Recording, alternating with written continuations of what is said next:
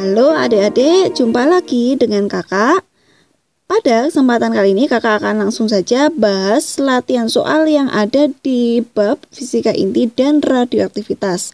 Langsung saja kita ke latihan soal yang pertama, yaitu dari UM/UGM tahun 2018. Suatu benda hitam pada suhu T memancarkan energi sebesar E. Jika dinaikkan suhunya sebesar 200 derajat Celcius, energinya adalah 16 E. Jika kemudian dinaikkan lagi 200 derajat Celcius, energinya adalah N dikalikan E. Yang ditanyakan adalah nilai dari N ini ya. Oke, langsung saja kita gunakan hukum Stephen and Boltzmann ini ya. Jadi adik-adik sudah belajar bahwa P ini adalah perbandingan antara energi per satuan waktu, di mana P sendiri adalah perkalian antara emisivitas sigma, kemudian T pangkat 4, suhu pangkat 4 dikalikan dengan A. Nah, berarti kalau dari persamaan E per T sama dengan emisivitas dikalikan sigma T pangkat 4 dikalikan A, adik ketemu bahwa si E ini sama dengan emisivitas sigma T pangkat 4 A dikalikan T. Nah, kita ambil E ini sebanding dengan T pangkat 4. Jadi nanti kita akan gunakan perbandingan antara E dan pangkat 4 dari suhu. Diketahui bahwa E1 di sana, E1 sama dengan E, kemudian sebut saja suhunya adalah T. Kemudian E-nya akan menaik menjadi 16 E ketika suhunya ini dinaikkan sebesar 200. Jadi T saya tambahkan dengan 200 derajat Celcius. Nah, meskipun di sini T-nya ini harus dalam satuan Kelvin, yang 200 ini tidak perlu adik ubah ke Kelvin, tidak perlu ditambah dengan 273. Karena 200 ini merupakan selisih ya Dek ya, jadi tidak perlu ditambah dengan 273. Yang perlu ditambah dengan 273 adalah suhu T1 atau T2 ketika suhunya itu diketahui namun satuannya masih dalam Celcius. Oke, langsung ya Dek ya, kita hitung terlebih dahulu nilai dari T-nya gitu ya. Oke, langsung saja kita gunakan perbandingan antara E1 per E2. Ini sebanding dengan T1 per T2, kemudian jangan lupa pangkat 4. E1-nya adalah E, kemudian E2-nya adalah 16E, sama dengan T1-nya T, kemudian T2-nya T plus 200. Jangan lupa pangkat 4. Nah, setelah ini kedua ruas saya akar pangkat 4. Jadi 16 di akar pangkat 4 ketemunya adalah 2. Jadi setengah sama dengan T per T plus 200. Kemudian kali silang T plus 200. Ini akan sama dengan T. Maaf, 2-nya pindah ke sana ya Dek ya. 2T. Maka T ini sama dengan 200 Kelvin.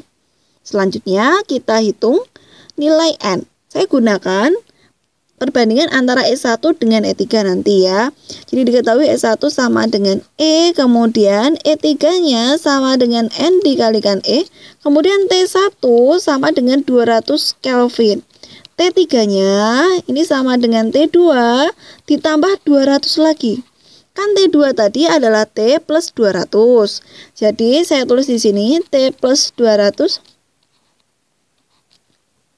ditambah dengan 200.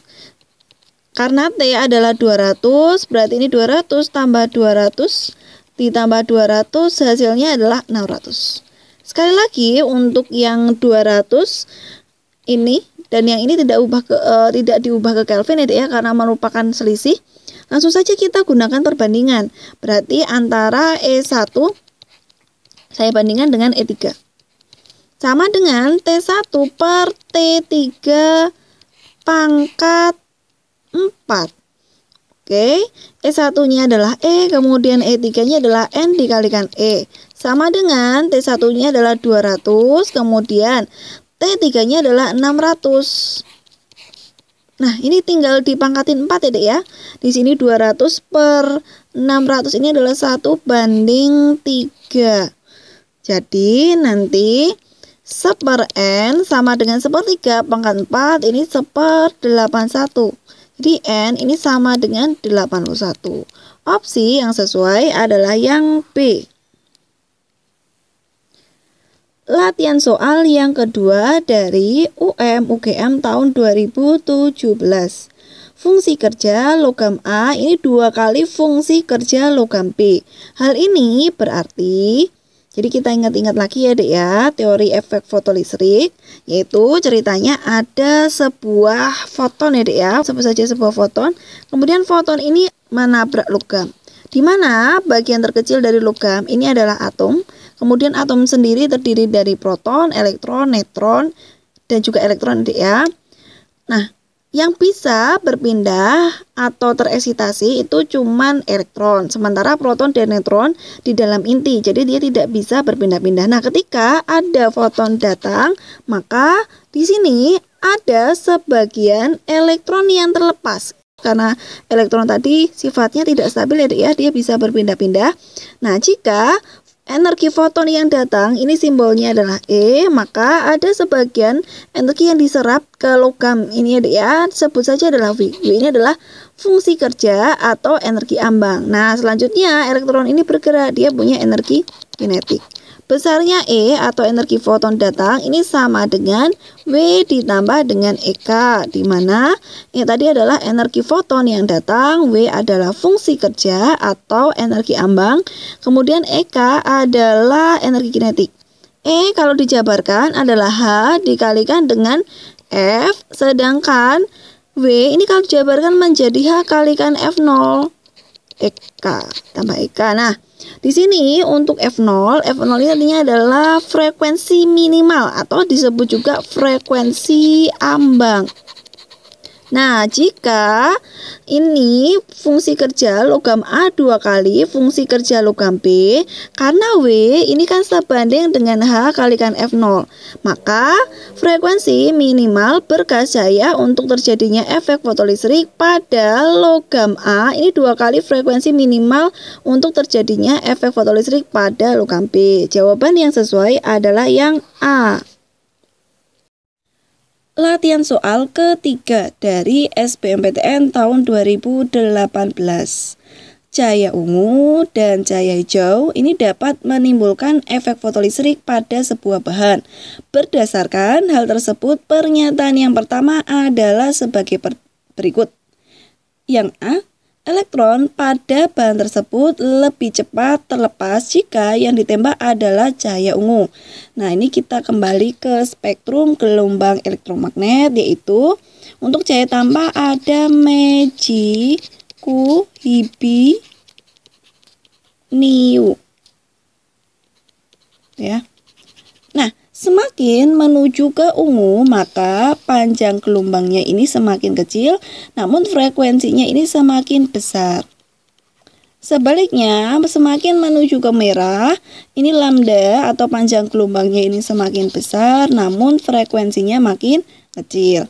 Kemudian, pengetahuan ini akan kita gabungkan dengan teori kuantum Planck, di mana E ini adalah energi ya, energi foton yang datang itu sebanding dengan H dikalikan dengan F. Jadi, semakin besar frekuensinya, energinya ini juga semakin besar.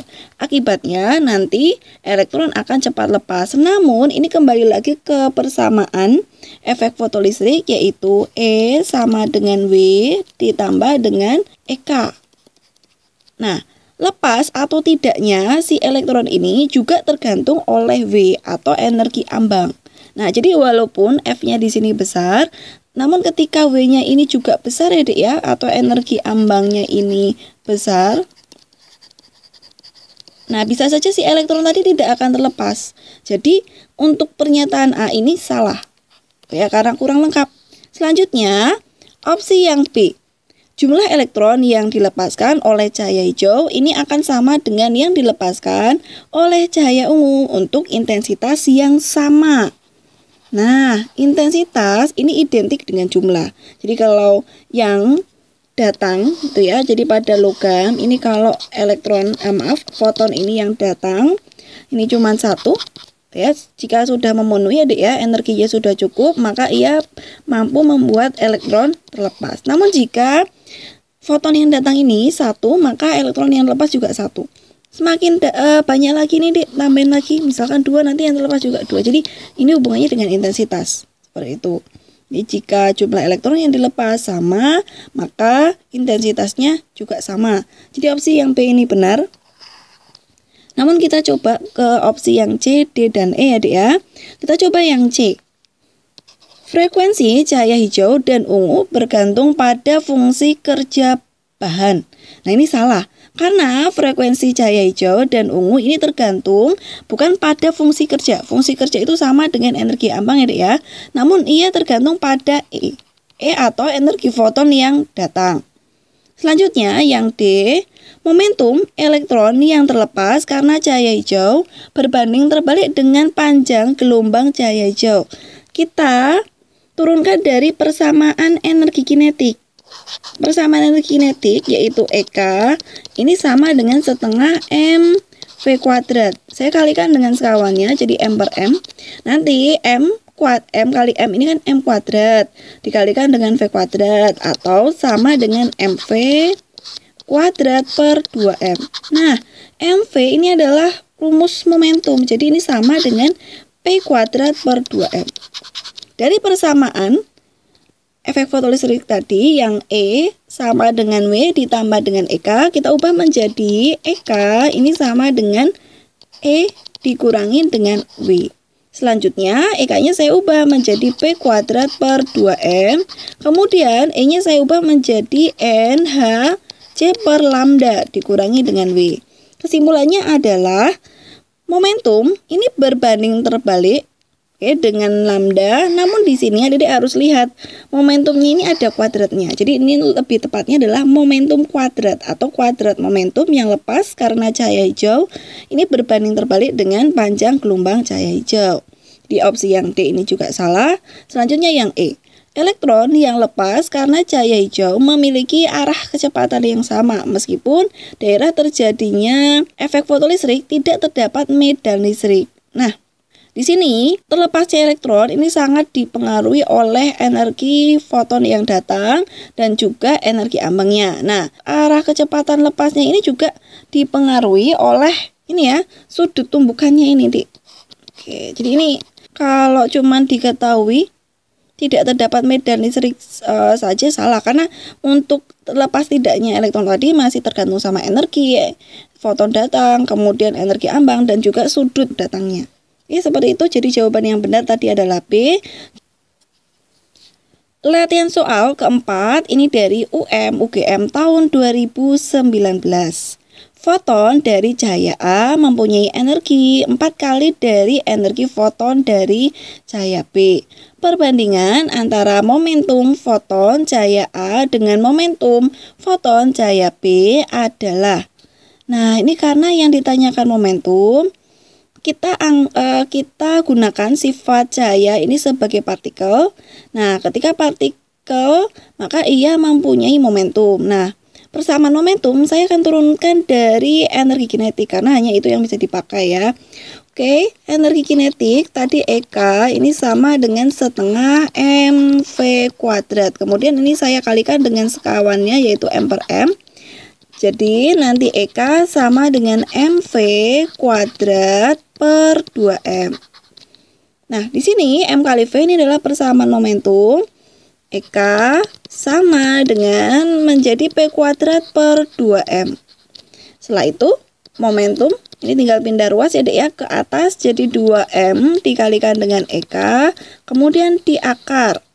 Di sini kita disuruh mencari perbandingan momentum A dan momentum cahaya B. Ini ya, diketahui di sini energinya 4 kali. Oke, jadi kita tuliskan di sini energi kinetik A sama dengan 4 kali energi kinetik cahaya B. Ini yang diketahui. Nah, kita gunakan perbandingan antara P dengan EK. Perbandingannya adalah P ini sebanding namun ada akarnya. Jadi nanti PA per PB sama dengan akar dari, ini kan sebanding sama EK. Jadi saya tuliskan saja di sini EKA. Oh, namun kalau Dedek menghendaki lebih lengkap ya Dek ya, saya tuliskan saja 2M dikalikan EKA dibagi dengan 2M dikalikan dengan EKB. Nah, M-nya akan saya coret menjadi PA per PB sama dengan EKA diketahui sama dengan 4 EKB. 4 EKB per EKB. Sama dengan coret 4-nya. Akar 4 ini adalah 2. Jadi, perbandingan antara PA per PB sama dengan 2. Opsi yang sesuai adalah yang D. Latihan soal kelima dari UGM tahun 2019. Hasil eksperimen efek Compton adalah, nah kita ingat-ingat kembali eksperimen efek Compton, yaitu mula-mula ada foton, ini mula-mula ditembakkan. Nah foton ini asalnya dari sinar X, ditembakkan ke elektron yang sedang diam. Ini adalah elektron yang diam. Kemudian ini adalah foton yang ditembakkan. Ketika foton ini nanti menumbuk elektron, maka yang terjadi elektronnya ini dari yang tadinya diam, dia akan bergerak. Kemudian si foton dia akan terhambur. Oke, ini namanya adalah foton hambur. Ini adalah elektron yang bergerak antara garis yang menunjukkan gerakan mula-mula, yaitu mendatar, dengan ini gerak foton setelah terjadinya tumbukan, ini membentuk sudut theta. Theta ini artinya adalah sudut hambur. Nah, kejadian ini hanya bisa dijelaskan ketika cahaya ini merupakan sebuah partikel. Karena kalau cahaya ini tidak bersifat sebagai partikel, maka tidak mungkin ada yang namanya partikel cahaya atau foton. Jadi, hasil eksperimen efek Compton ini mendukung pandangan bahwa cahaya adalah partikel. Opsi yang sesuai adalah yang A.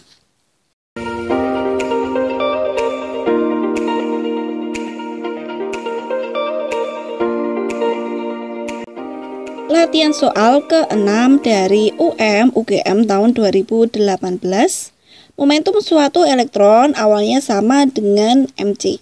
Untuk memperkecil panjang gelombang de Broglie, elektron ini agar menjadi setengah dari semula, maka energi total elektron tersebut harus menjadi, kita ingat-ingat kembali deh, rumus untuk panjang gelombang de Broglie yaitu lambda sama dengan H per mv. Di mana M kali V ini adalah rumus momentum, jadi lambda sama juga dengan H dibagi dengan momentum. Kemudian diketahui, sebut saja lambda awalnya adalah lambda, kemudian lambda akhirnya adalah setengah. Ketika lambda ini menjadi setengah, maka P2-nya, sebut saja P1-nya ini adalah P, P2-nya nanti akan kita cari, mula-mula cari P2 terlebih dahulu ya. Kita gunakan perbandingan, berarti lambda 1 per lambda 2 sama dengan H per P1 dibagi dengan H per P2.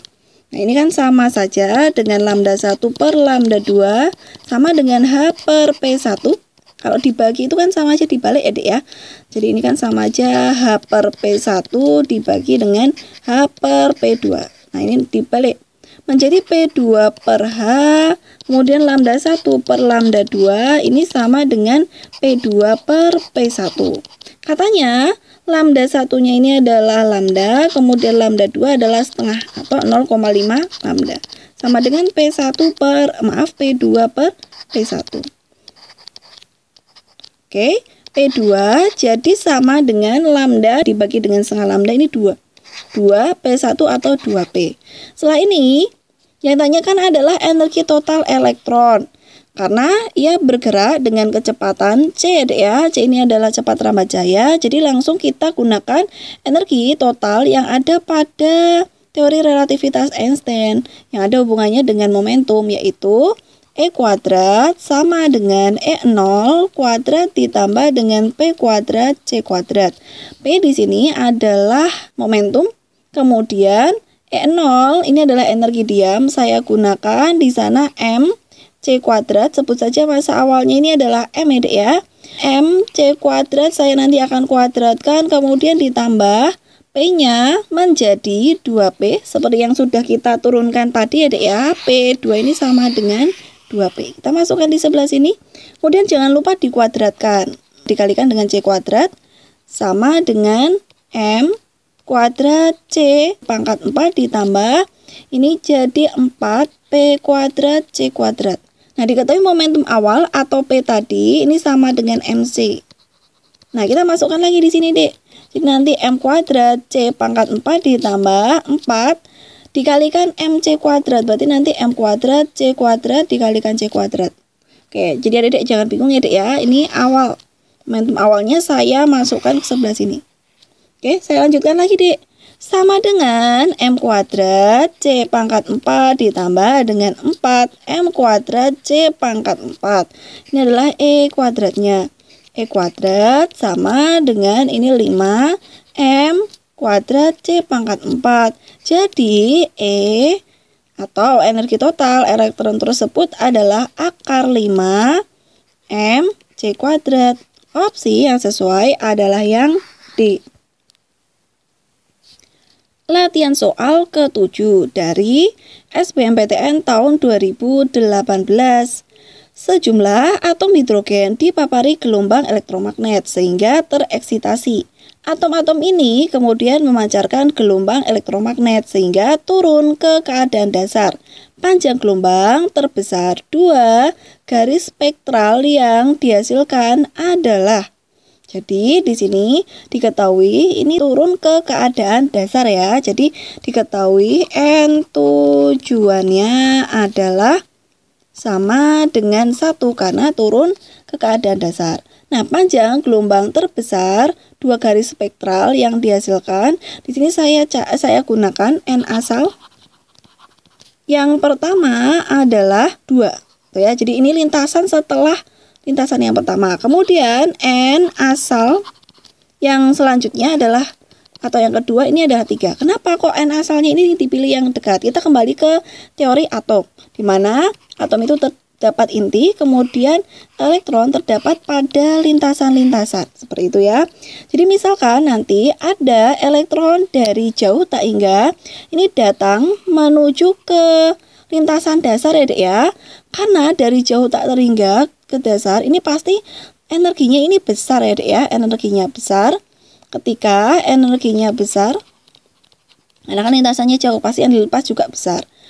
Energi besar ini sebanding dengan H C per lambda. Nah, karena energi ini berbanding terbalik dengan lambda, ketika energinya besar, maka lambdanya akan kecil.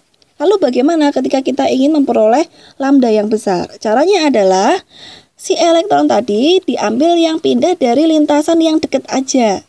Ketika pindah dari lintasan yang lebih dekat, maka energi yang dipancarkan ini akan lebih kecil. Ketika energinya kecil, maka di sini Hc per lambda, lambdanya akan besar. Nah, seperti itu ya, Dek ya. Maka di sini yang ditanyakan 2 panjang gelombang terbesar, 2 garis spektral. Saya ambil asalnya itu dari lintasan 2. Ini yang paling dekat dengan lintasan 1 dan lintasan 3. Ini yang sebelahnya. Selanjutnya saya gunakan persamaan. Jadi ini 1 lambda 1 sama dengan R dikalikan dengan 1 N tujuan dikurangi dengan 1 N asal kuadrat. Oke, R-nya adalah 1,097 kali 10 pangkat 7, kemudian N tujuannya 1 dikurangi dengan 1/2 kuadrat 4. Oke, berarti nanti 1 lambda 1 sama dengan 1,097 kali 10 pangkat 7. Samain penyebutnya dapat 4. Kemudian yang atas ada 4 dikurangin 1. Jadi lambda 1 sama dengan 4/3 dikalikan dengan dibagi dengan 1,097 kali 10 pangkat 7. Itu kalau adik bingung tak tulis seperti ini aja ya. 4/3. Ini 3-nya dikalikan dengan 1,097 kali 10 pangkat 7. Hasilnya adalah, ini kalau dihitung ya, nanti ketemunya adalah 121,6 kali 10 pangkat min 9 meter. Atau 121,6 nanometer. Ini diubah ke nanometer. Selanjutnya kita cari untuk panjang gelombang berikutnya 1 lambda 2 sama ya rumusnya R dikalikan dengan 1 N tujuan kuadrat dikurangi dengan 1 N asal kuadrat. lambda 2 sama dengan R dikalikan.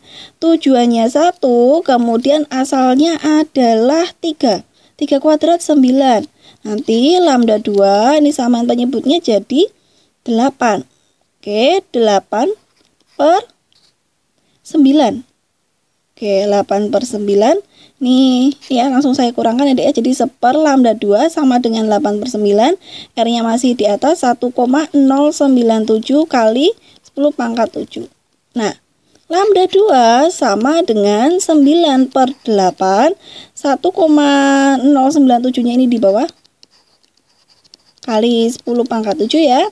Hasilnya adalah 102,6 kali 10 pangkat min 9 meter atau sama dengan 102,6 nanometer. Opsi yang sesuai adalah yang A.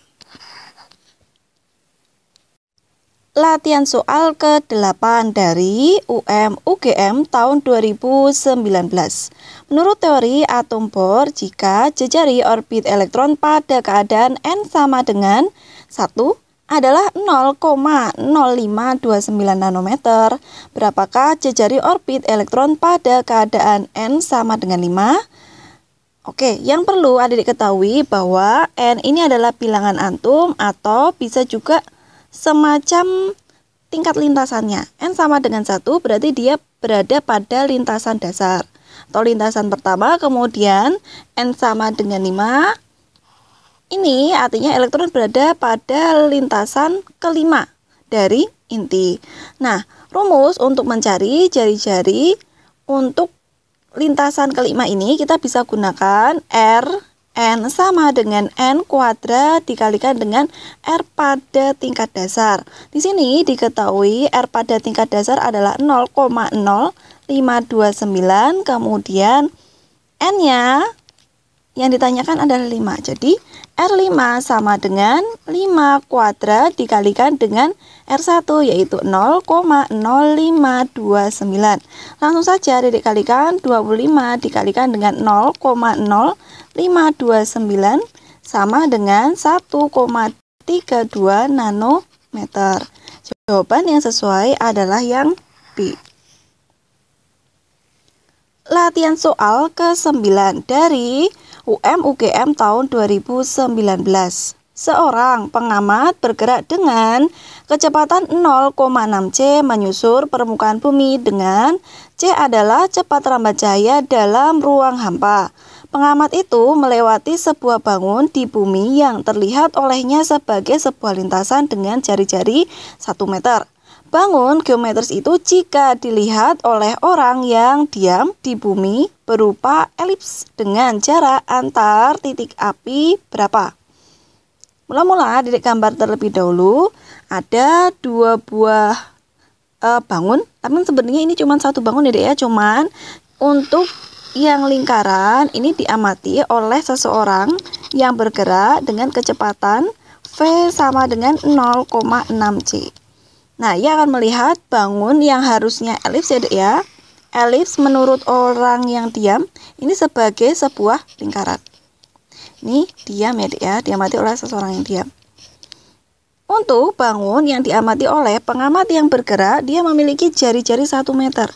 Nah, jari-jari 1 meter berarti di sini 1 meter, yang di sebelah sini juga 1 meter. Untuk bangun yang elips, otomatis nanti terjadi perbedaan jari-jari.